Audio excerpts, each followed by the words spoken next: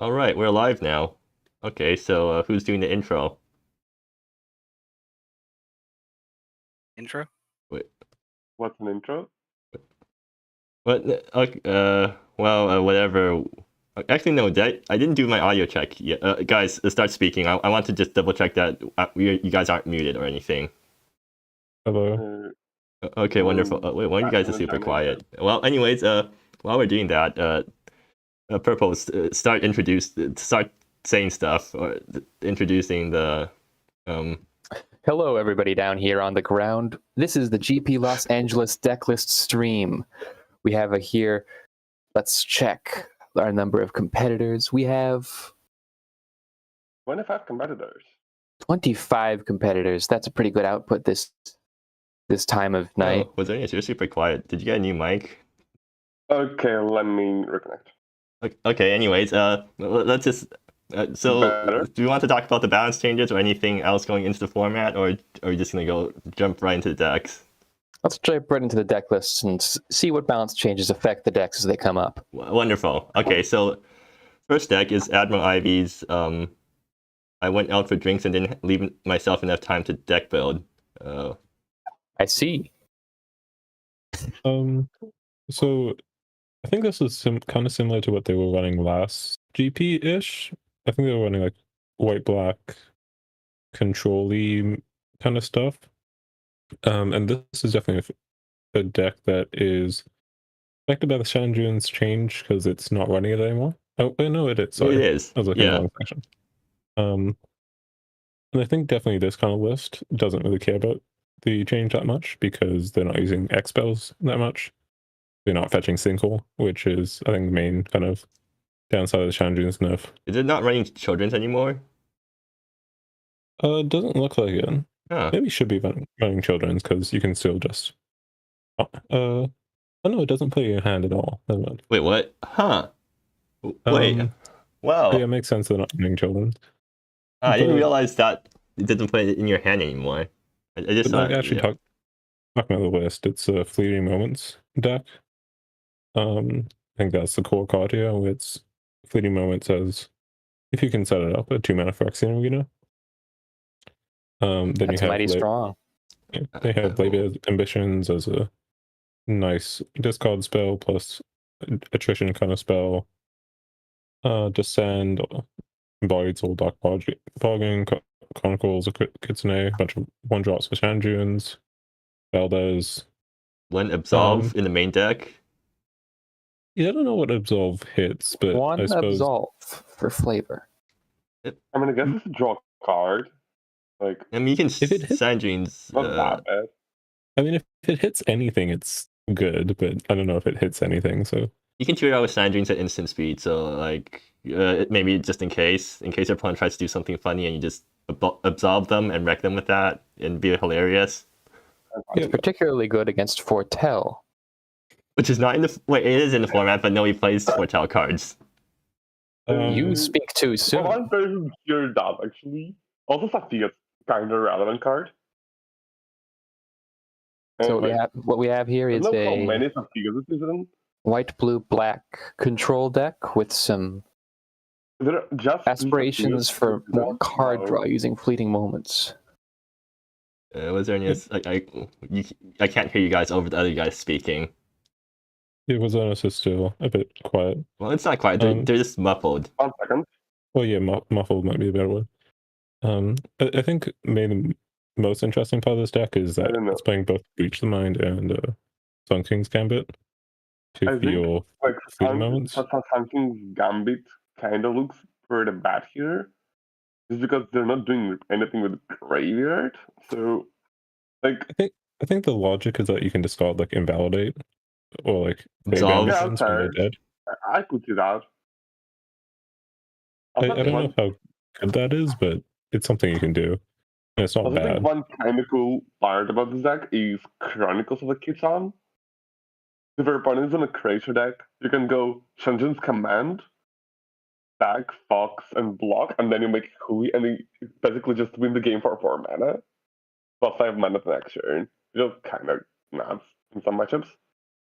Huh. Yeah, I guess that does work.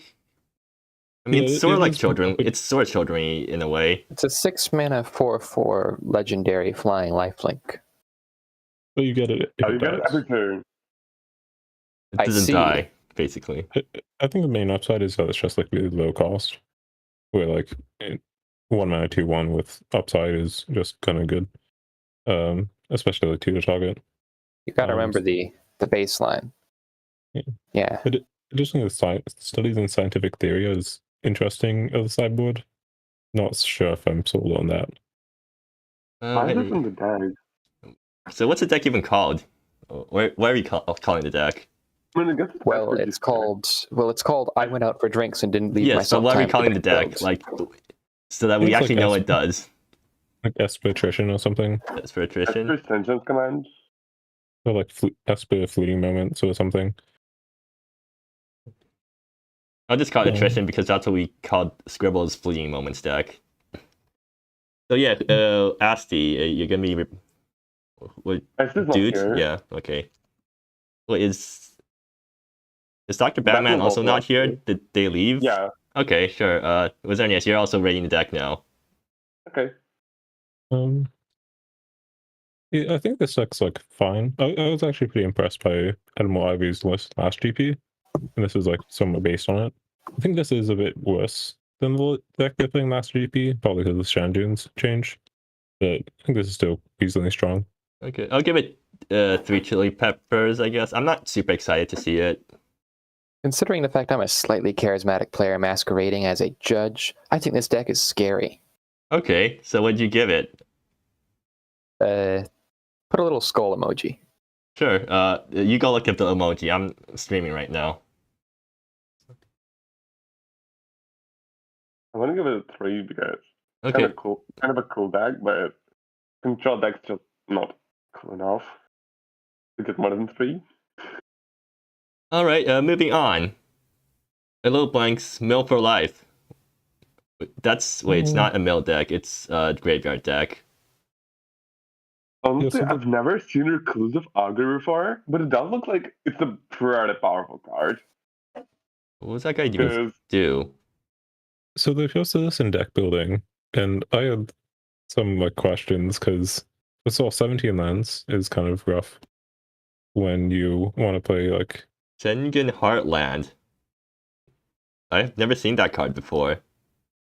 what card? Schengen Heartland. Schengen Heartland. It offers a global green and blue color fixing as long as you mill it. Oh, it's like that card from Judgment, but or green and blue. Well, anyways, moving on. What were you gonna say, Purple? yeah. So 17 lands is kind of rough because a lot of the reanimation is really expensive, with Xiangxi Arts being like 5 mana total for the reanimation, Arlo being 4, whereas like the standard rate of reanimation in the format is like 3.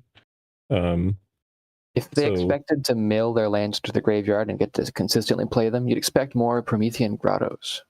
Yeah, but at the same time, Grotto doesn't produce colored mana, which is kind of rough when you have like Bitter Duckling and like even Reclusive Augur, like getting double black isn't necessarily free with like colorless lands, because like Heartland doesn't produce colored mana either if you have it in play.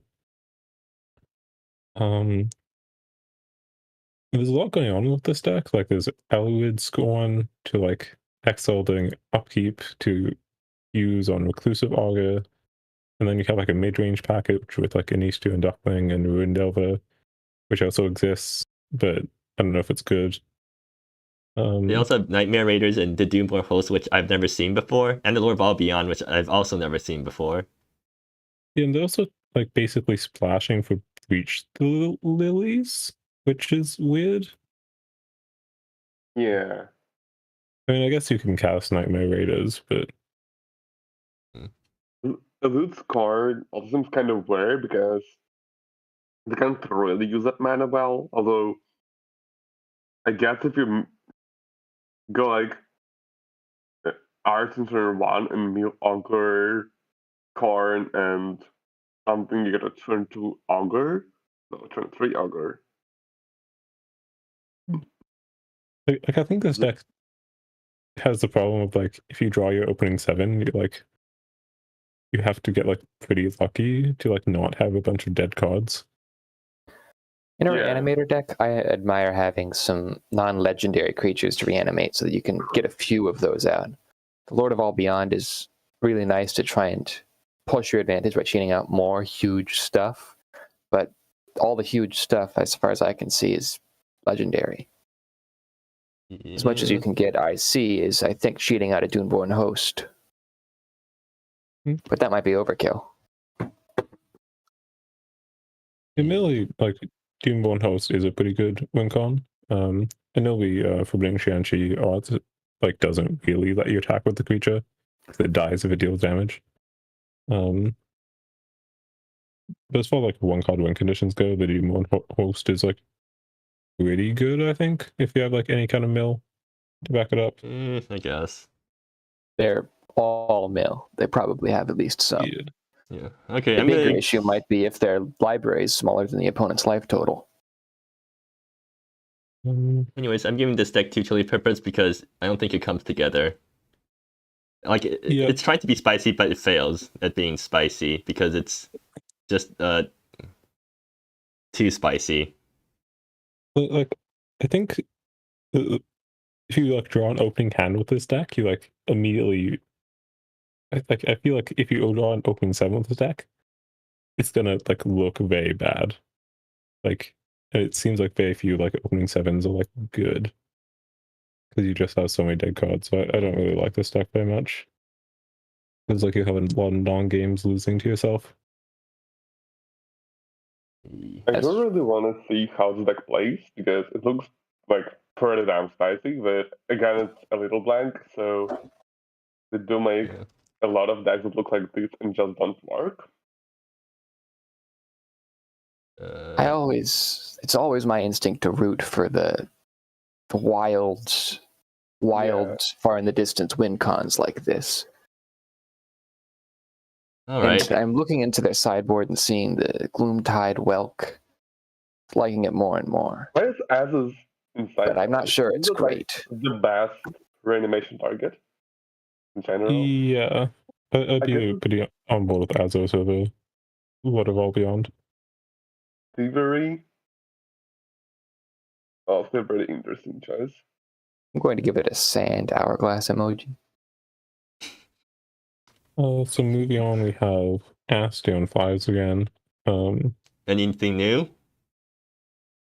Mentioned Messenger of the Heavens as the new innovation. Looks the same as it was last time. Yeah, there are 3 different countries now. I remember there were on 4 before.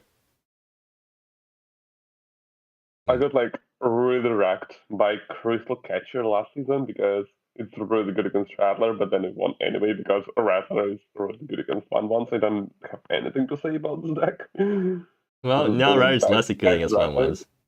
As far as I can tell, it appears this deck's pretty linear. You get a lot of small flyers. You make the small flyers larger. Yes. Yeah, that's a pretty staple kind of archetype. It shows up a lot, particularly because Ashley plays it a lot. Anyways, I'm giving it 1 chili pepper because, yeah, I've seen it way too much. Yeah. They don't like Cosmic Syncope in the sideboard instead of the main deck, but hey, at least they're running 4 Crossing Fogs now. Going to give it a bird. Thank you very much, dude. It's not mono blue. It's like it's after because of Jared Hoff. Blue flyers, close enough.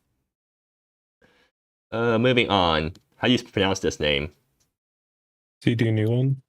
Yes. Unplayable garbage featuring Nerf guns. Ah, it's this deck. Ah, so a purple. It's a reinvent combo, right? Oh, it has a Reef Crown Ag. No, it's Rainy Day Trailblazer. Yeah, it's a really cool addition. So you played against this deck in League before, right? Purple? It was like a 5. Wait, it is not a very long match because it was like a 4-turn game 1 It's like I just had a good matchup. Then game 2, I killed the Zealot on turn 1, and they had no second land because they won 11 lands. So I Wait, what? You killed Zealot on turn 1? okay. So Zealot has this weird property with Archive, in that If you mill it, it goes away. yeah. So if you have a mill 3 and the opponent has a Zealot, you can just kill the Zealot.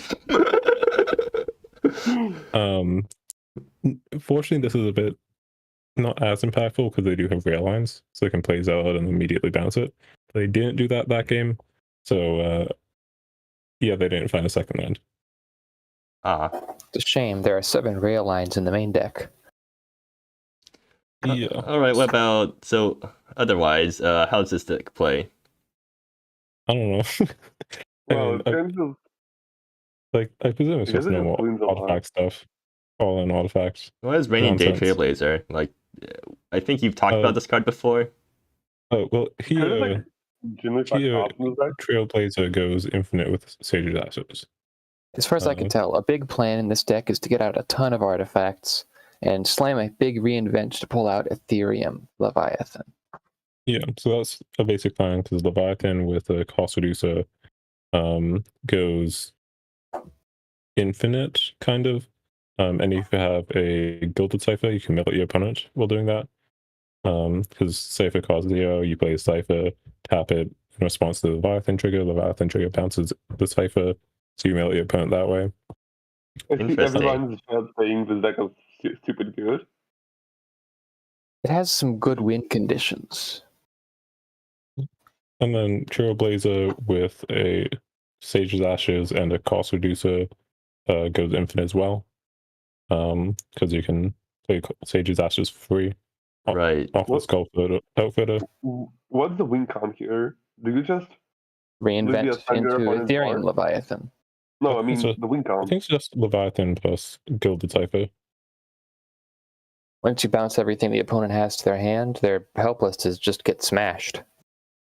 No, you just mill them out with Gilded Cipher. You could also just smash them. True. I think that's more so the sideboard plan with Observer Aeons being a good backfoot plan. Yeah. Like, this deck is pretty fragile because they don't actually have no way to answer any permanents. That's not literally Leviathan. Yeah, there's no lick of backup from plan removal in here. So if someone does have hard hate for them, they do kind of lose. Yeah. It's really a matchup dependent deck here. Anyways, I'm gonna give it 5 chili peppers because, geez, because phew, someone using Rainy Day Trailblazer. Is it? Yeah. Yeah, Rainy Day Trailblazer. The combo deck. Anyways, let's move on to Crush Castle's Trainless Train. Again? Okay. Sage's Ashes. Of course, they run 2 trains. It's only 6 trains. It's 1 less than the other deck. Oh, 6 trains. But they're running Glistening Chalice. Okay, so and how Claws does this Counterfeit. First question, how does this deck win? Is it just Strike Break and Val, I guess? Val doing stuff? Val's a really weird choice because they don't really care about untaps. It's just a bad pinker. It's only creatures? Right? Oh, huh. Did Crush Castles think this thing untapped non-land permanents? And it's also legendary. So it's kind of just a really weird choice in this deck. What does Yushion do? So Yushion artifact draw is main thing, but I think most of them already do that. Just marked coin? What does marked coin do? Top deck manipulation. So bad. So I feel like they just missed that Azel doesn't untap anything. Because like if it's all untapped anything, then Sage's Ashes goes infinite. Or 2 of them do. I guess you do have Chalice. So if you have Chalice in play, then you have 2 Sage's Ashes, then you go infinite. Which is, I guess, the basic plan. And then Ushi Yon is a good value engine if you can somehow manage to get Golden Age online, which is maybe a bit ambitious. They do have like devised companions. I see so many. Anyone in Zach chat? doesn't really have do a we need- lot of spells, so I don't think they can ever get Renaissance. Because they kept to cast a spell. And you Oh, probably already cast companions plus hag or something. It Then feels like it's missing a win condition based around top deck manipulation because I see so many cards that. Well, I see yeah, the two recall cards. definitely not great here. Like Strikebreaker is fine, but Stormbringer is just useless. I mean, usually using plus Strikebreaker is definitely like very synergistic. I can definitely see that like combination taking over games just because the Strikebreaker tokens are artifacts. That gives you a lot of draw. But yeah, getting Golden Age seems tough. It feels like this deck's missing like a couple cards to make it like actively good. Yeah. But it feels kind of like something's missing at the very least. Also, the sideboard has Control Discourse, which I've never seen before. We have Does it clues. have any And other clues? I don't think it does. They have Crack Open the Cache. That makes a Wheat from clue. Chaff. Yeah, and that Reef and Chef makes clues. I mean, I guess Control Discourse is like okay-ish if your opponent doesn't play around it. Yeah. I think we're spending too much time on this deck. I'm just gonna give it one chili pepper because I can't figure out what it's doing and move on. So Cyber Yeah, I think that's coming to the win. Are we naming it? What are we naming the deck? Trainless Train, right? Train mark like 7 or something. There's been a good amount of Trainless Train decks. Anyways, moving on. Cyber Chronometers, Purplemurasaki, Juyu Jeskai. Oh, it's this deck. So this is Control. a deck I played in League. A lot of one-off lands. Yeah, so this is a Hot as Zudina deck, though. Doesn't need Hot as Zudina at all. But the main kind of core of this style deck is Seek Prophecy, Juyu Offering Pool, and Weeping Lotus as kind of the core engine of card draw and filtering and mana acceleration kind of stuff. Because Juyu Offering Pool finds you it's just a really good filtering card. And then Julius is like a big impulse, right? Julius is like just a big impulse. Yeah. It's very nice. I mean, it hits lands too, so it is very much just impulse in this deck. Yeah. And then additionally, Weeping Lotus can get you up to Eye of Shojiro to make Krakens, which is nice. Weeping Lotus also helps you cast your extra Seek Prophecies. And then from there, you just have like interactive spells, Void Flare, Sinkhole, Horizon, Fracture, and then some big win condition Planeswalkers. Yeah. Ajani also makes more mana. And yeah. What's the Sandreams in the commands in the sideboard for? That's because they net decked me and didn't update anything. Okay, but what was it for? Back when Shandreams was 3 mana, it fetches a lot of the more interesting sideboard cards. So Abscond, Middlemarch, Children of Clouds, Seal Driftway. It's additionally like life gain, it stops aggro, really efficient graveyard hate. At least it was on 3 mana, 4 mana it's a bit sketchier. But just like did everything and made your sideboard like really compact. Okay. On 4 mana it's not that good in this deck, though it's still like fine. But it doesn't fetch Abscond or Children of Clouds or Sinkhole very well, so definitely worse. Okay. What's the deck called? Juyu Pools? Juyu Jeskai. Yeah, Jeskai Juyu. Actually, it should be like Juyu or right? Or well, whatever. Give it 4 chili peppers. It seems fun. It seems synergistic, but it's just missing that final touch of spice that I expect from Purplemurasaki decks. It's just like a control deck. and I don't like control decks. Okay, yeah, that's valid too. Yeah, like there's another kind of one of this list in the GP. Yeah, I think Splash Cat's playing that. Yeah, I'm also on the same list as Splash Cat. But this is just like a very solid deck. I mean, it has all the Yeah. basic control functions, big walkers, interaction, quadra, and yeah. Okay, moving on. DootBot, hey, it's you, and you're That's running me. Foretell, which I It's haven't not seen before. good. That should be I've nice taken indeed, I my think. classic strategy of choosing a mechanic I like and putting all the synergy in one deck. So Nolby, Yeah, go on. every spell in the main deck is from Crest the Verseblade, which is Wait, what? Oh, huh. So it's a block constructed deck. which I feel like is It's maybe a inherently a bit constructed deck. sketchy, but I They all suppose have Foretell. that's true. And as far as decks go away doing that, I think this is probably the thing to do it with, because Hotel is like reasonably powerful.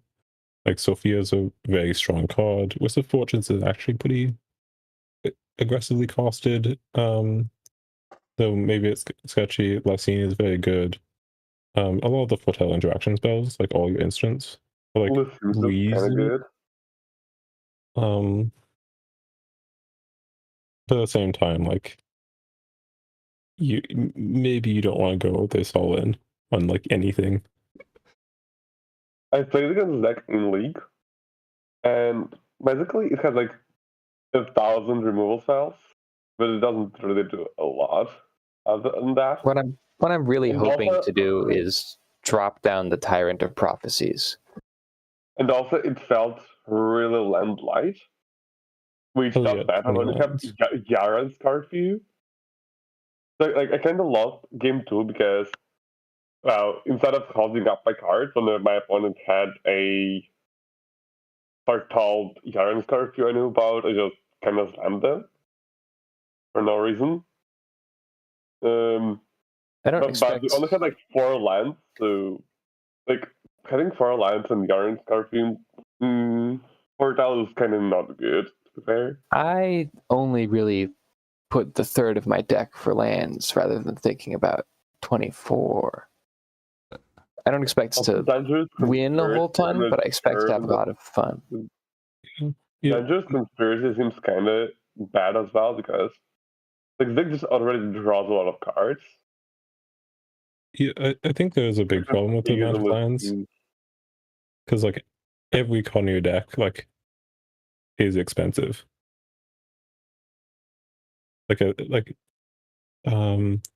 Like Sophia is really mana intensive, Lysine is super mana intensive, Sellsword is, Whisper isn't, but that's like the one exception. Like Swashbucklers gets you another card. To Foretell you need to pay to. Yeah. So if you like miss a land drop ever, you just like can't play hand, it feels like. Also, the mana base, it's not very good. It's not using any of the fetch lands. I mean, it's using the Fire Shrine. I don't think you need It's running fetch Floor lands in Crumbling this deck because, Necropolis. like, this deck has, yeah, Crumbling Necropolis I don't like, but the deck does have like 10 rainbow lands outside of that. Yeah, but still, I feel like you should be running the fetch mana base. I'll Yeah. consider that for when I make this deck better later. Yeah. The mana base is like vaguely functional. But like I think being low on lands is probably more Yes. concerning than like actually getting your colors. Yeah. So I think like Also, playing 4 tap Feeling lands, like, ominous. whatever. Seeing all the other decks have 24 and 23 lands. Yeah, 24 is pretty standard for mid-rangey kind of decks. Ooh, Neon's in Yeah. chat. also, can we talk about Celestial Banishment? Because I think it's actually pretty good as a card, but no one plays it. Oh, Blessing of Seater. That was a card I looked at. It's a 3 mana overhead, and You just pull the card up. Blessing up the tar.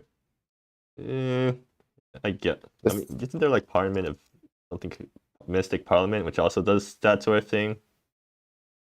Oh, Blessing of Cedar doubles the stuff, but a lot of stuff isn't quite as good doubled, like counter spells and removal. You don't quite need 2 of those. yeah.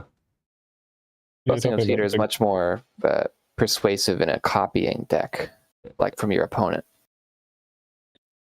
Also, only having 18 things to copy is also kind of rough.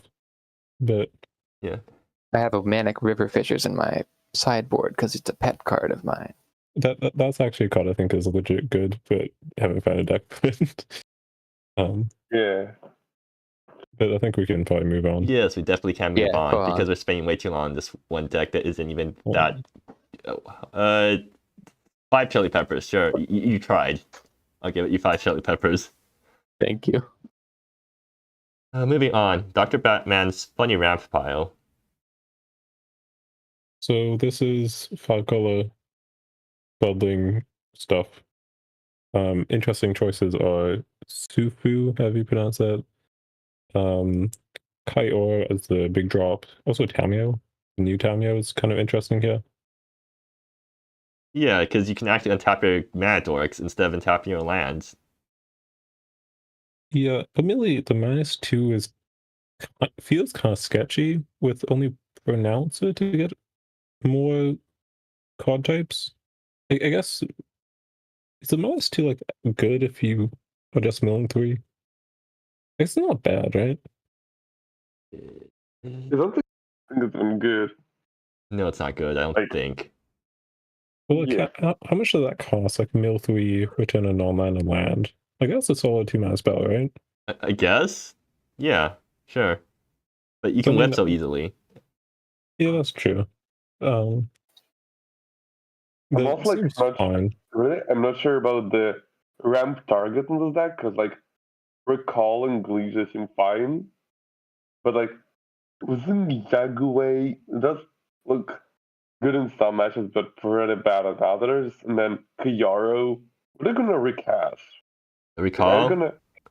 Does this deck have Thunder Roads? Well, if you recast Recall, you get no call less. And if you recast like a Mana Dark, I'm sure. Oh, I guess there's L. No, you can't transform L if you copy it with Kaioro, right? Okay, that's Kaioro seems pretty. I mean, Kaioro gets back building, and then it's augmented because it's Kaioro's a 5-drop. Yeah, why are you not running Thunder Roads with Kaioro? Kaioro also hits your opponent's yard, and because it's anything with mana. Really? Oh, if your opponent's playing Thunder Roads, you get to augment Thunder Roads with Kaioro. Yeah, I think you can legitimately play Kaioro and just expect to hit your opponent's stuff. Like hit your opponent's removal or whatever. I don't think that's even unreasonable. I've got some alternate targets in the sideboard.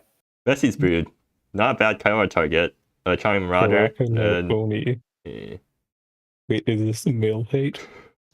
Taraka no Oni. This is not very good male hate, just FYI. I'd not recommend. I mean, I guess maybe at Time Walk's mill because they can't like mill you out. I mean, if it's the last card in your deck, like they can't exactly get rid of this thing, right? Yeah, but then they draw it. Oh, so you just have to discard it somehow. So it like almost gives you kind of gives you an extra turn if you don't draw it naturally. But like, or here's the idea: you tap 13 and play it. That's the. I mean, that's actually pretty possible with how much mana they have. Yeah. Do you want to mention Sufu? How we pronounce it is a kind of interesting card.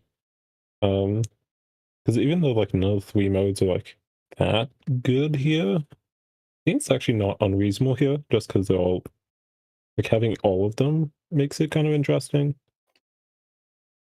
Because like the overrun mode does give this deck a lot of kill potential. And like the card draw is nice if you draw all mana dorks. Yeah. And the mana dork ability is fine. And then it's also not that an unreasonable body.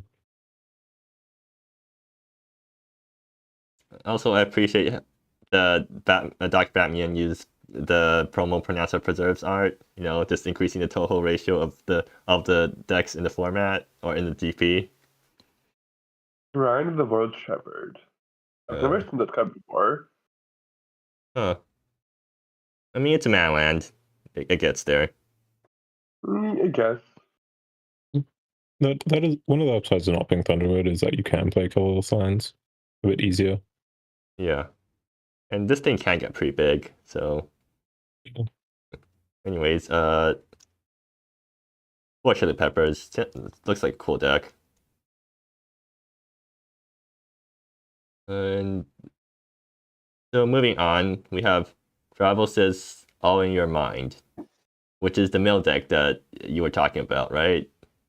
Yeah, that's another deck. Seems pretty straightforward in terms of all the mill cards it's running. So I hope they like aren't just blindly net decking this and they like actually like mill or something. Because this deck is like very, very okay. Like I think it has some good matchups. But at the same time, it like I don't think there's a ton of reason to play this over like other decks. It's just kind of like okay in everything. Like there's some cool cards with Spilling Secrets, being probably the best because Spilling Secrets plus Prior is like really nuts card advantage. Yeah. I mean, still depends kind of reason to play Meal. I think kind of cool card. Yeah. I mean, like if your opponent does just kind of sit there doing nothing, and they have like all this life gain to like stave off aggro and whatnot, then you probably have okay chances. At the same time, anything aggressive, you do kind of die. Like you do have Unraveling and Collapse, to, like kind of stave off aggro, but like you just kind of don't kill fast enough, even with like good draws.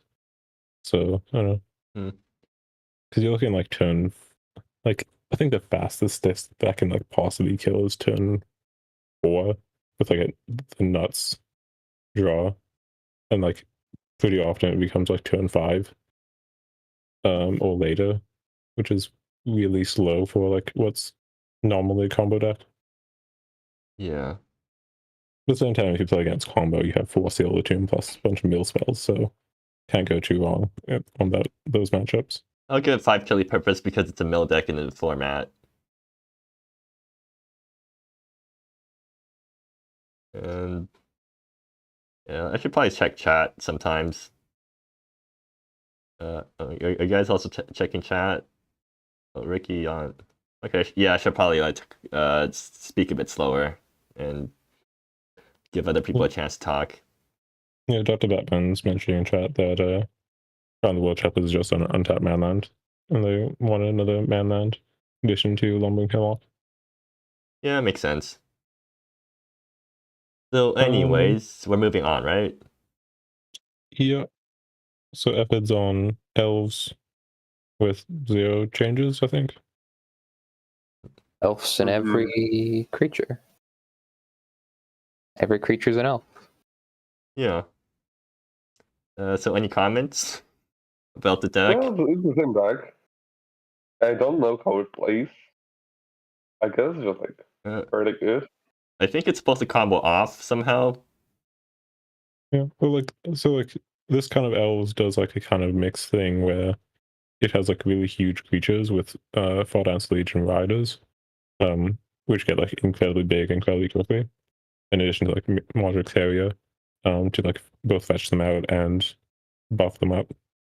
Then there's also like a combo plan, with the Dreamsight Well and Lore Leaf, as well as Autumnal Watch and Dazzling Dream Spinner to like allow you to like basically draw your entire deck and make this big silly like huge, very huge boards.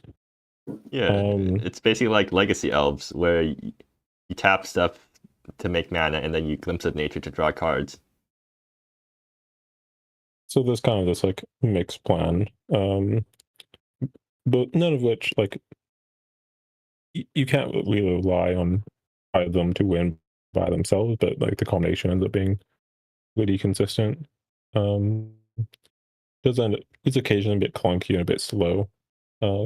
Like even though like a 2-mana 5/5 is good, it doesn't actually kill that fast.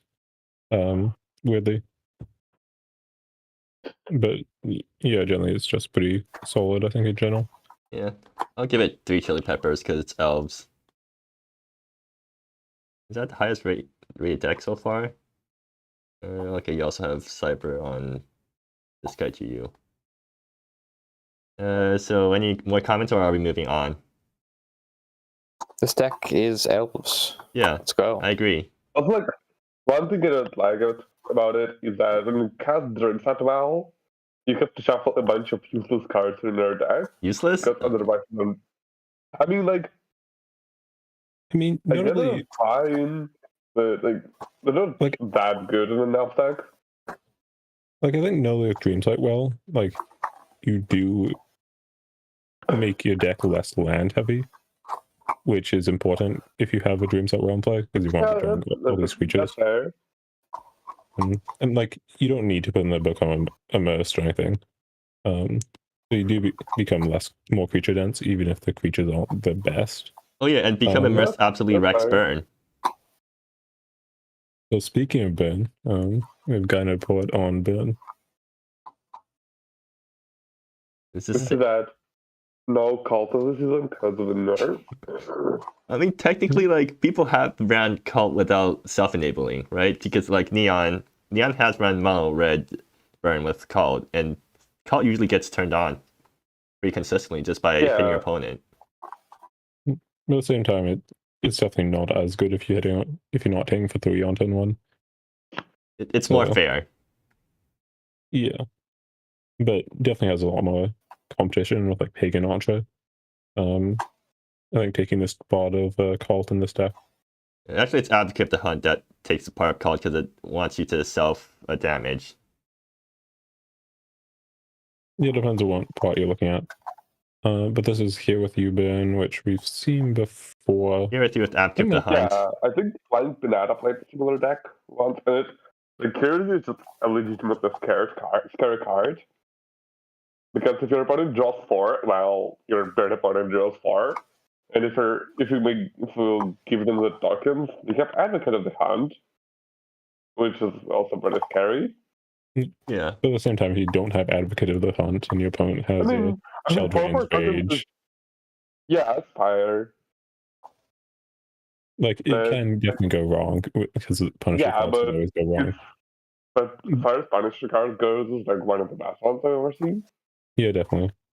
Because it doesn't have that super specific answer. If you do have Advocate in play, it is really nasty, especially as an instant, because you are doing it on their end step probably.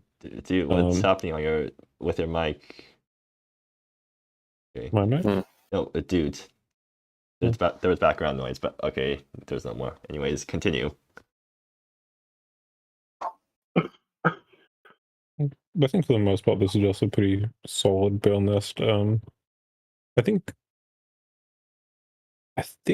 people might have mentioned Advocate being a bit like inconsistent, but I'm not super familiar with it. So, all right. Anyways, I'm giving it 2 chili peppers for burn because it's burn. I think that's gonna be my justification for basically every rating. It's because it's the deck that it is. your words have never been spoken.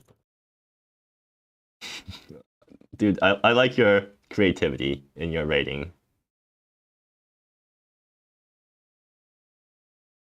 Anyways, moving on. Hersey.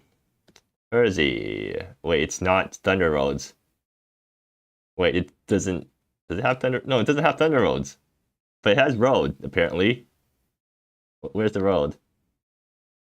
The road to Awe. Was that supposed to be? It doesn't have Road. So basically, it's like a Ringmaker deck that tries to get Lions. What is it called? Liar's Dice. Vanguard? Right. Lions Vanguard. Lions Vanguard. Yeah, so you reanimate Clawing Shaman, which then kills itself and reanimates everything from a yard, which includes a Lion's Vanguard, which gives everything haste and trample and +3/+3. And then you kill your opponent. Yeah. Huh.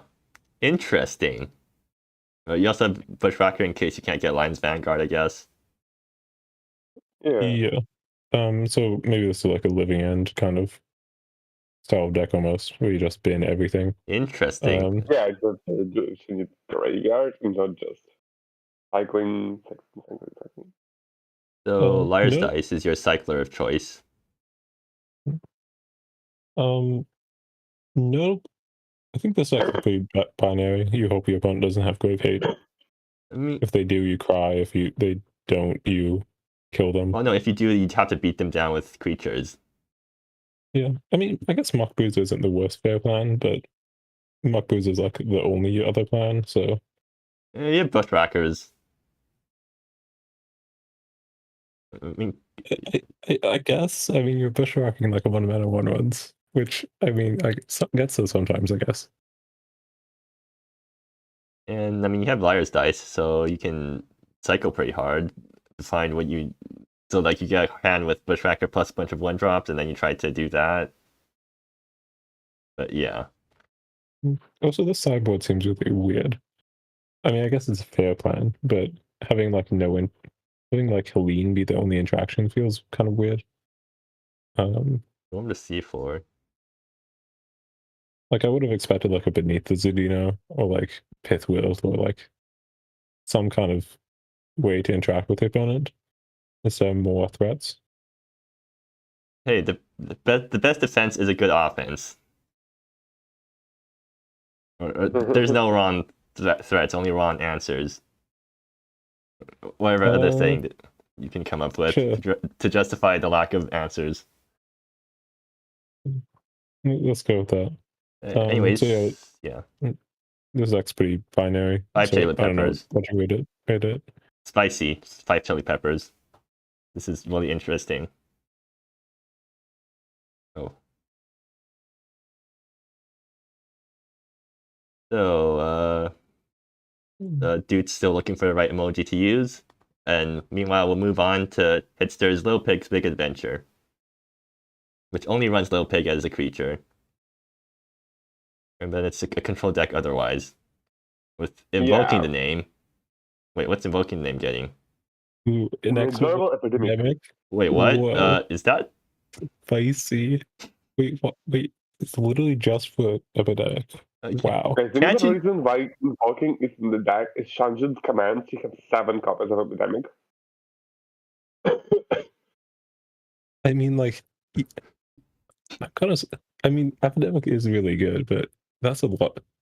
That's some faith in Epidemic to like wreck people. And I guess that's fair because Epidemic does definitely wreck people. Yeah. I mean, if you're And double gonna, epidemic kind of really hard to beat if you get that. And Kinko is do you still pretty run? good. I guess you don't run white. If you run white, you could just ran Disciple to fetch Epidemic, but right for this Yeah. Disciple. I mean not really, because decks already kind of want to play Shanjin's command.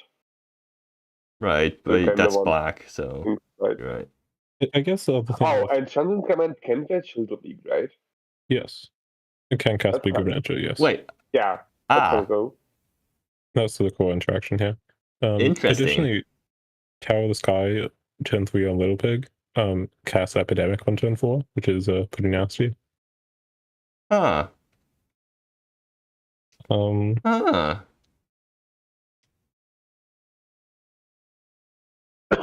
I do think that if Epidemic doesn't like win, then you're kind of like you feel a bit screwed in general. You have Little Pigs and I mean, you have like Coalesce 5 guys eyes coming and down. removal and 5 6s, 3 3s. Yeah. I mean, I haven't found that the like Revelation plan of Little Pig like feels good enough. Maybe it is with like the backup like sinkholes and excellence and whatnots. But it does feel a bit light on win conditions if Epidemic doesn't go through. Additionally, if a Little Pig doesn't get its big adventure off, you feel kind of screwed as well. You have Primal Resurgence, like your other 1-man ramp, which is why you're running a bunch of bait. Wait, how are you getting Primal Resurgence off? with this mana base? 12 green fetches. Okay.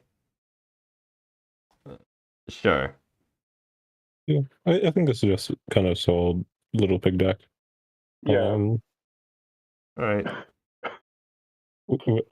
With Epidemic being the random win con choice. 5 chili peppers. This is the spiciest deck I've seen so far. That's coherent. And Moving on, we have Infinity Chef on Foxes again.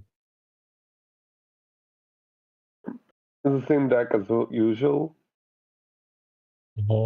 And Fox is just kind of an aggro deck. Yeah. Aggros. yeah. And the card doesn't say anything. I mean, the best card in this deck is Chronicles of the Kitsune, right? Yeah.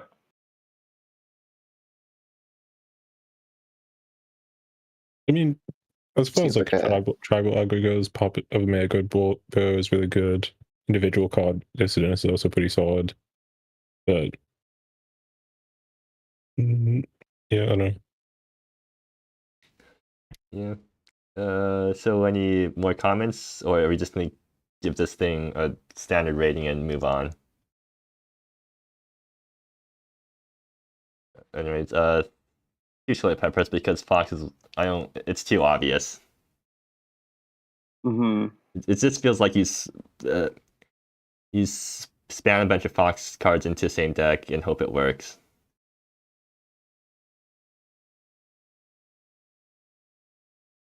So moving on, we have Lyco Drake on Is there a word deck?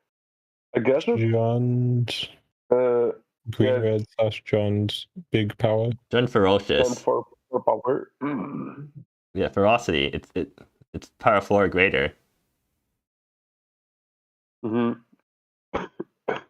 So you have Declan and Miang as 1-drops to get big with big creatures. You have And the the battle, Fardance Siege, Aswapon, Thunderhorn all get really big if the conditions match. Then you have some random big stuff at the top end with Alien Visitor, which is a 3 mana 5/5. That makes More your or It's less. other interesting to note guys the 5/5s. main board. It's interesting to note the main board is nothing but lands and creatures. Yeah, so you get to run Channeling Stone and Crowded Tavern. Wait, no, you get to run Channeling Stone, and then I guess Crowded Tavern is just a deck building thing, right? Crowded Tavern works in this deck, right? Like it's built. You don't really get 4 copies of backland. The card looks like just really bad. Mostly because first it's a 0/1, it's a legend, and it just dies when I play as Alien Visitor. Yeah, the only time I can see Credit Tavern ever not triggering is with Warriors. Miang is also just a human, so might not trigger there. Oh, the way it's worded means that you can have 2 Warriors, but if the incoming, or let's just say the Scale Bruiser, it you can just say it doesn't share a type Lizard with the Chlorbound Chorister. Yeah, the incoming creature needs 1 new type. Another thing is that Astral Familiar doesn't really have anything to activate, because the last time Lyco played a deck with it, that was MSEM, which has 3 creature types, and having a creature with 3 creature types as manager is kind of insane. But this one only has 1 copy of Charger, so Astral Horn kind of hard to enable. You have enough. I mean, you can usually enable it with 2 guys. Or, I mean, Astral Horn plus 2 guys. And then your opponent plays a Battle and Collapse in the cry. Yeah, but close enough. It doesn't mean Familiar doesn't have problems, but like the ward is nice. Like you do just need more copies of that for Dance Leech, so I can see that.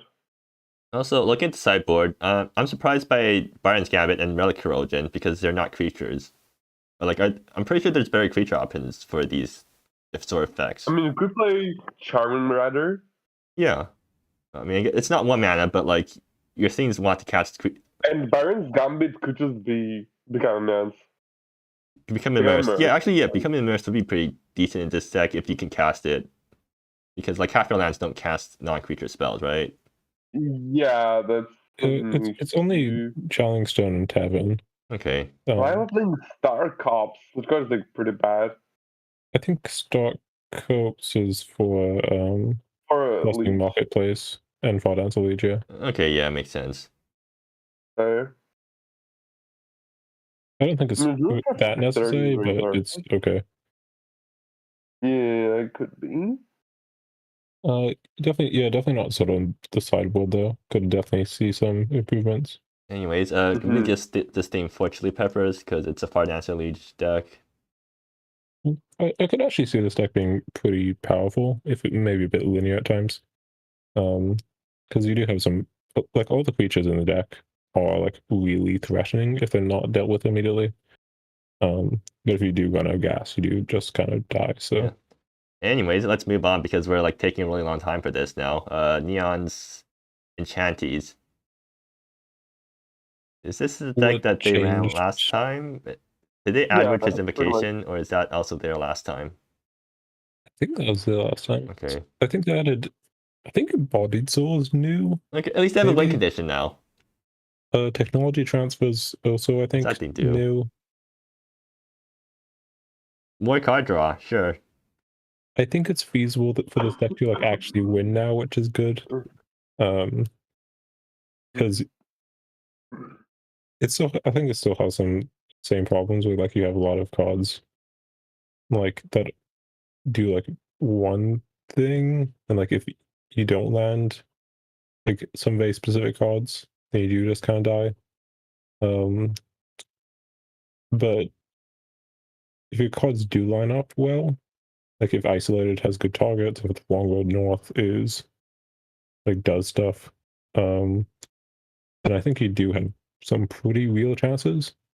But I think the last version of the deck had a lot more creature removal, which wasn't always going to be good.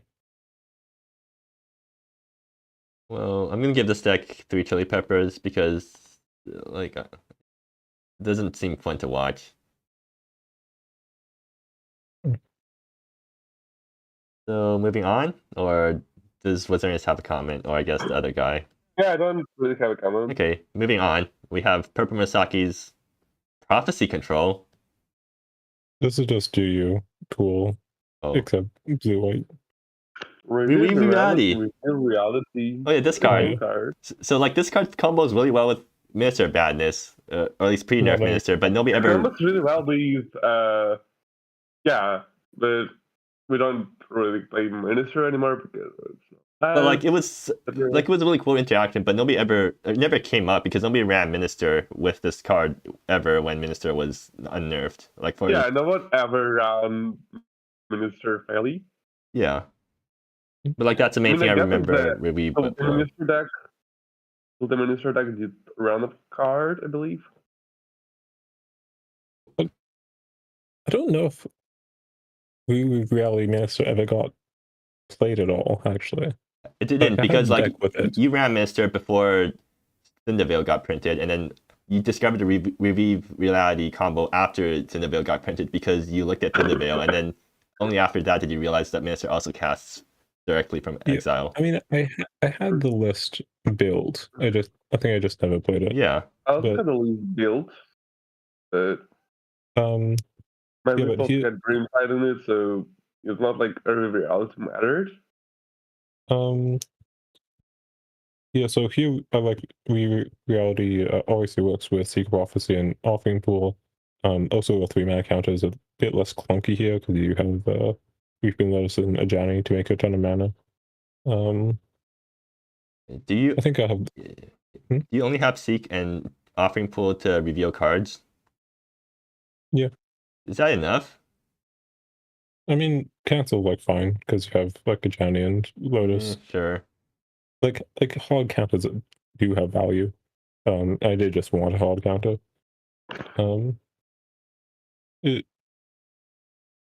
Yeah, but I think in general this is the same kind of deal as the Jeskai variant. Using Amitai instead of Amulet. Because I think Amitai locks down the game enough for you to win. I think if this deck doesn't work, it's because the Aiko Amatai Miri is like not good enough win conditions compared to Jeskai version. This deck isn't tested, by the way.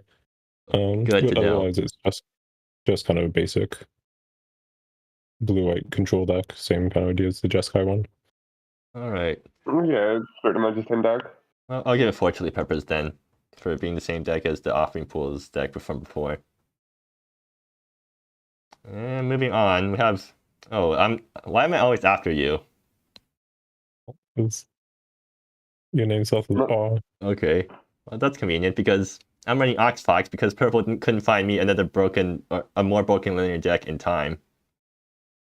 So yeah, after my blue-green ramp deck got completely just nerfed out of the format, I still don't think Logger Recluse deserved to die, but you know, that's unfortunate. Anyways, now I'm back with another deck that Purple wants a card nerfed from. So yeah, what card are you looking to get hit by? Or gain? What card from this deck are you looking to get nerfed? I don't know. I don't really have any targets like at all. Okay, but like, what do you want to get either. nerfed?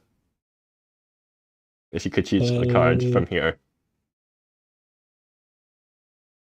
I don't know. I don't really have any problems with any of these cards. I think Woodgate probably has a target on it. But like I think Woodgate is probably a problem in like very long term, potentially. But I'm gonna have to peel off. It's been great commentating with you guys. Thanks, DootBot. It's also great having you here. Oh, you're already gone. Okay, bye. I guess train like the rail line. Yeah, I don't like rail lines. I don't know. Okay, sure. This deck's really good. The old Candlelocks list was like pretty solid. If like it had its sketchy moments. And this is just a lot better. Chronicles of the Kitsune solves like a lot of problems the deck had with getting stuff at Woodgate to like actually make power. Yeah. Since Ascent is like just really efficient. It makes your cows fly. You can start beeping them up in the air. And it's also enchantment, so it triggers Woodgate, it makes a good body. So that's like one problem deck had. The other problem was that it didn't have good interaction, and that's always the Fang Hu. So that's two major problems solved. It was already a pretty good deck. This deck, I think, is really strong. Okay, I haven't played this deck yet, so I don't actually know anything about how this deck plays, but you said it's strong, so I'm going to take your word for it. It's pretty strong. I'm not going to give it like a lot of chili peppers because I think it's pretty boring, but it's pretty good. Well, I'm going to have to give it 5 because I'll be recording every game that I play with it. Whether you like it or not. Yeah. I mean, I'm kind of bad at playing these sorts of aggro decks, so I don't think I'll be doing super well with it. Like when I say I want a broken linear deck, like aggro requires too much thinking to be broken linear in that sort of way. I mean, you say that, but you like play multiple GPs of Creature Vomit, so the Creature Vomit is sort of different from standard aggro though, because it's more combo-y than standard aggro. Except it's not actually a true combo. It's more like there's definitely parts of it's rampy. Fox. Like it's a rampy aggro deck. There's definitely parts of Oxfox that are reminiscent of Creature Vomit. You can definitely have draws where you go, this is insane. I'm killing, like, I have this ridiculous board state on turn 3 or 4. Yeah. Like, I think as far as aggro goes, this is like not that hard to play. Just because so many of the cards are like, you play them and you go into the red zone and you're just bigger than everything your opponent has. Okay.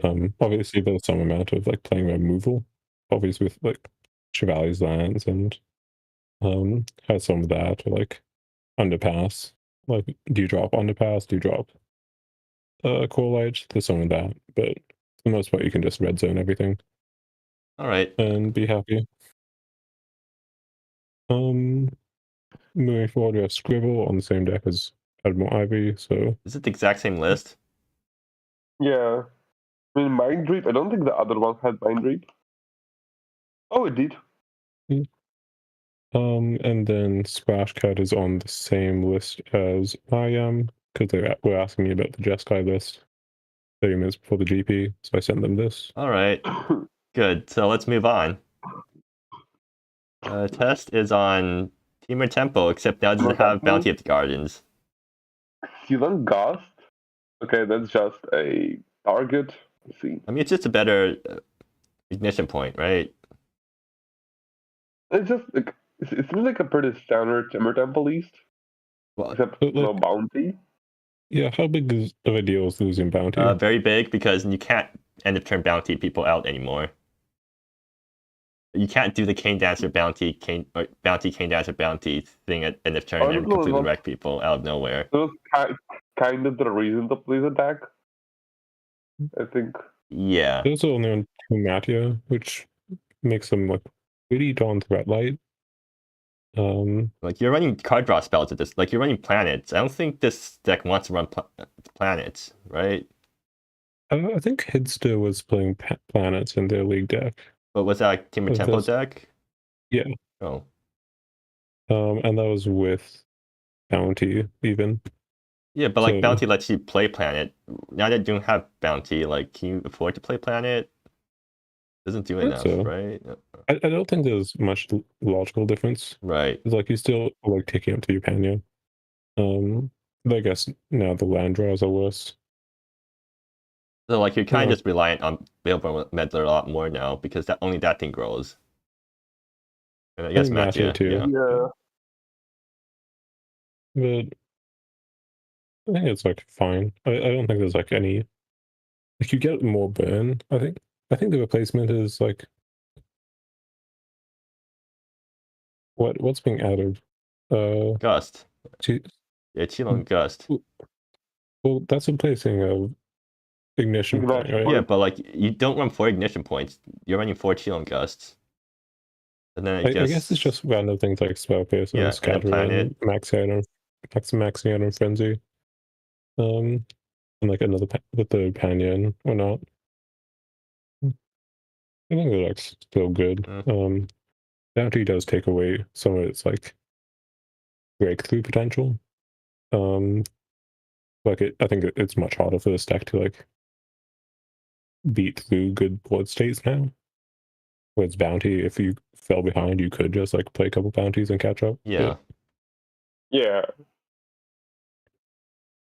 So anyways, So moving Utility on, Peppers. we have Firebelly Toad.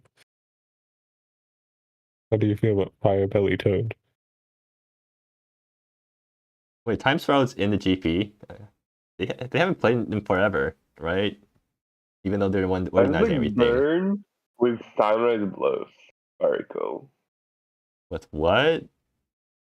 Burn with Sunrise Bluffs.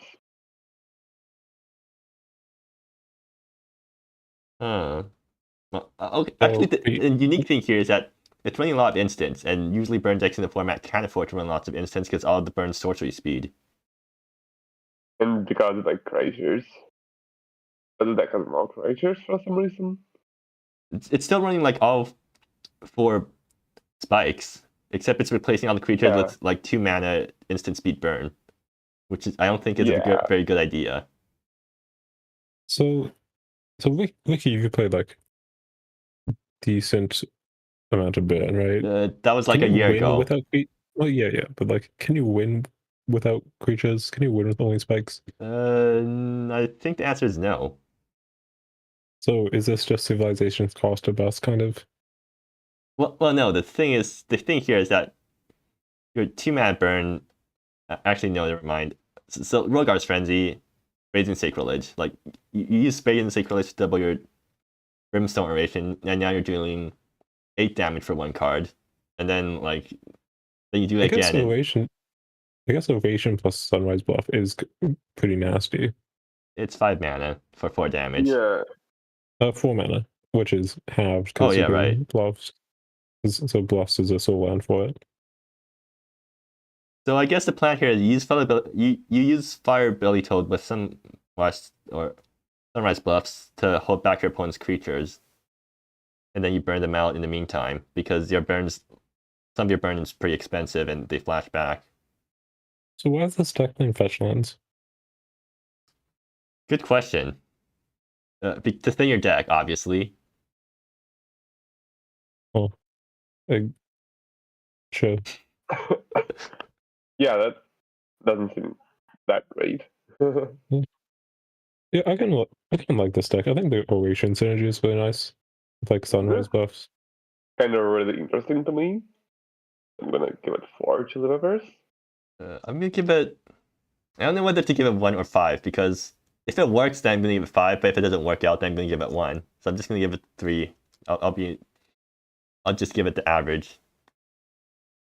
Yeah, like I think this is a very novel innovation on like burn. I'm definitely not sold on 0 creatures. I think you definitely should have like at least 8. Like even like Rattler or something would help a lot. I feel like. Mystery maybe. Yeah, Of MSA Antiquities. too. I think MSA makes like a fair bit of sense here even. Because that also works with like sacrilege. I mean, and helps you. at that point, it just feels like an Inhasir red, except without the early game. Well, you're all early game. Or Inhasir red, If you do except have without like the mid range. Wait, is it? Yeah. But like, I think relying solely on burn to deal low damage is a bit optimistic, maybe. So maybe Civilization's cost is like good enough. But I think this is like really novel burn innovation, which is really cool. Okay. So what are we calling the deck? Instant speed burn. Wonderful. Moving on, we have Wizzerinus. So. Whoa. Oh, it's this deck. Just appreciate how cool the deck is. We're running Curl's Downfall with Plot. That's interesting. I mean, it's just like Prime 3. It's fine. Your Downfall is just like a fine card. Yeah. So, the real cool part about this deck is Rebellious Rattler with Bloodship Prophet, which are both in the deck because they're really good cards. And because I only have 2 lands that do not tap for black, but I also have Cloud Expires. So I played that, and it seems like I can always cast at least one of those. And I can choose what I can cast, and first even have to cast both. I'm kind of screwed, but like this mana base is just really crazy. What if you're playing Decrepit Pits or Decrepit Crags, just because you need more ways to fetch spires? Yeah. Like, I mean, it's one-off. I don't know if it's good or not, but I do not like spending 2 life to fetch a top land anyway. Also, a new addition to the deck is Little Deja's Toxin, because I can play her, and then I play 2-drop, turn 2, and turn 3 I play plots, and Little Deja at X3 and I trigger plots, which is kind of cool. Huh. So why are you running one of each of the mid-range Because plots matters. big threats? Or like mid-range... Because plots matters. So if I trigger plots twice, I can tutor whatever the best card is. Oh yeah, it's Plot can tutor, right? I forgot about that part. Is there any reason that you're building around plots, but you're only playing 3 plots? Well, the problem with plots is that the 3-drop slot is kind of really stacked, because there is Rattler and then Prophet, and then even after those you have Shikwa, which is a pretty strong card, and went after the nerf. And I just couldn't really afford the worst plot. But yeah, I think I would have maybe played 4 if I wasn't relying on this crazy mana base. Right. I just kind of feel like you should be playing the 4 of the card that you're building around. So it makes sense. Well, yeah, the other problem with plots is if the burst mode is bad, then the card is just really not good. All right. But Beatrice's Like, Dodger in Cyborg is kind of neat. Yeah. The card is really cool, I think. Okay, so while Wizzerinus takes his time to get back, I'm going to give this deck Sweet chili peppers. I'm very. So yeah. Anything else, Wizzerinus, or do you want to move on? Yeah, we can move on. All right. So who's? I'm kind of curious how this compares to like the list you've been running in the past with like Time's Breath. Oh yeah. If you have any like opinions on like whether like Time's Breath, like the loss of Time's Breath, is significant, or if that's just because emissary can't is like playing more pools is bad because emissary doesn't is like double black. Yeah, I didn't want to play Time's Breath again because the deck really hard relies on emissary of Antiquity, because you cannot really cast a 6-mana spell otherwise. But it turned out that I really, after Island Rattler, didn't have a lot of emissary hits. It just kind of was beating down the 3/3 flyer, which is not the worst, but it just didn't feel impactful enough. All right. And I also could not cast Rattler because the card is just really good. It makes sense. All So right. moving on, we have Who's this guy? Are they new? I think this is Captain Jenny. Yeah, they're new. Okay. Well, Burn is not a Captain bad deck Jenny to start. and also Christy and Nolan are both like fine raffle players. so is this just Funky Burn? John Byrne? Yeah, this is John Byrne, yeah. It's running Solar Flare and Chilon Gust. Yeah, Chilling Gust and Spirit of Suspect. And then Curse I of mean, it is Bleeding ins- Main. I mean, we mentioned that like not much burn is instant speed, so Keylon Gust being instant speed is nice. Yeah, but it's 2 mana, so I guess You you could go play, bigger. I don't know. Like, you could play Roger's Frenzy. I guess there's also like why like is the hex important enough over like the 4 solar flare? Yeah, I don't like Gustin's deck.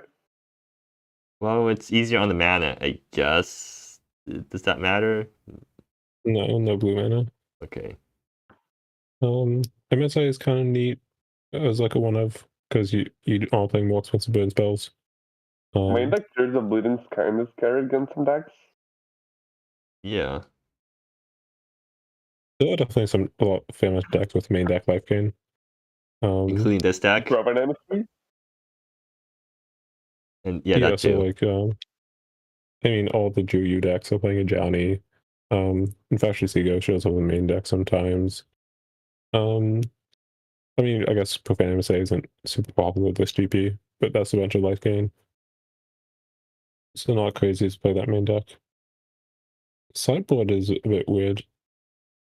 Sacrificial Bull. I guess against other aggro and graveyard decks. Wait, you don't have enough green mana to activate this thing, right? You do. No, you do. Yeah, do. because Only one land doesn't dapper. What the hell is this mana base? This guy's just going to die to aggro. there's 0 basics. You die to. Wait, hold on. Is this based on El Makino's Adaptive Stance deck? Is that why it's running called Axlinger? I feel like it is because I don't think it's really based. because like Devour of Legacy and Sackable were both in the El Makino's list because of Adaptive Stance. And then they also playing like no basics because they want to trigger Hail of Oblivion for Adaptive Stance. But this guy's in the chat, so Okay, you could good. ask him. So feel like this might be based on El Makino's list because it's really weird to like have 0 basics in your mana base, but like also have Solar Flare. So like it feels weird that you don't just like play basics if you like all caring about the life gain on Solar Flare. Yeah. Well, it's like kind of a nice angle, but it just looks very untuned to me. Yeah, I You got agree. eight lands that you have to pay life to cast, and then to use, and then you have like Nebulas, and so basically, like, whenever you cast a spell, you lose life equal to its mana value, at least. It's not really a very good sign of a deck. Also, with Colts being on the opponent, that's really awkward with Fork Pillar and Curse of Bleeding, Oh yeah, right. which it seems very not good. Yeah. Yeah. Also potentially awkward Dissident, because you have axing and Dissident, and your opponent plays an instant, it throws off your Colts.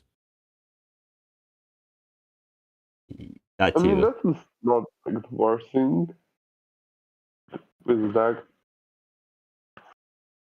Yeah, well, I think we're spending too much time on this deck. I'm going to give it 2 chili peppers because I don't think it works very well. It's a good idea, but it's just very untuned. Yeah. Yeah, definitely agree with that. Anyways, moving on to the last deck, right? Is it the last deck? Yeah, we don't have Zhang here.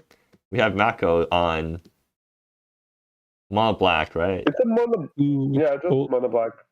old mono black. With It's- Chigal. Yeah, this is Well, like very old yeah. GP list. Can you talk about how when Chigao got unbanned, it kind of did nothing the entire time? Like, this is the second time I see Chigao after the first month. The first time, actually. Well, no, the difference here is that Propane Emissary is fetching demons. Yeah, so Kaijao. No, We it's just don't have- Kaijao. Oh. Why does this deck not have Nemo Wine? Actually, a good point. It just So- no. There's like the reason to play demons. This deck doesn't have good sack targets for it. I mean, you could just like anything. Like, it's just good against an X by itself. Yeah, but the thing is that your Look at the anything is like Chigao. Soul Breaker. Like, Great, Chigao's okay. not really very important to have in some matchups. Yeah. Like it probably should have one, at least somewhere. Like Yeah. sideboard. I'm not saying like play 4 because they're actually not great, but But I don't think it's actually ends up being that important. Though honestly, even without VTB, it's probably fine. Like, how does it compare to Performer Ambition? performance is better. Yeah, I think in general performance better. Okay. But like Nemo Wang being like